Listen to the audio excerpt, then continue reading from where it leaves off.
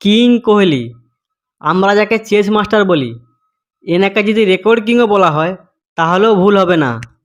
বিরাট কোহলি যদি 30 থেকে 40 রানও করে তাও কোনো না কোনো রেকর্ডের খাতায় তার নাম চলেই আসবে।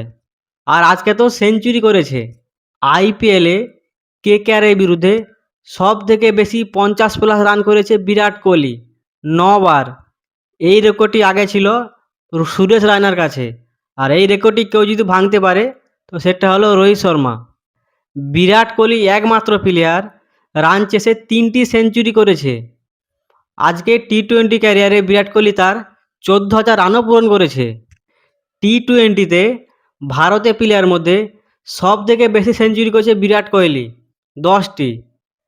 অভিষেক শর্মা বিরাট কোহলি বরাবরই ছিলেন, আজকে বিরাট কোহলি সেঞ্চুরি করে এগিয়ে গেছেন।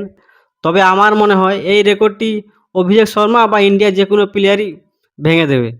বিরাট কোহলি একমাত্র প্লেয়ার আইপিএলে সব থেকে বেশি 400+ 12 বার করেছে।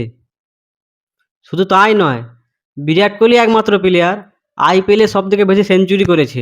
আর বিরাট কোহলি একমাত্র প্লেয়ার আইপিএলে সব থেকে বেশি ম্যাচ খেলেছে, 279টি। রোহিত শর্মা আর এমএস ধোনি খেলেছেন 278টি। সেই 2008 থেকে এখনও পর্যন্ত এত বছর সার্ভাইভ করা, ফিটনেস, রান করা আর এতগুলো রেকর্ড, তাকে এমনি এমনি কিং কোহলি বলা হয় না।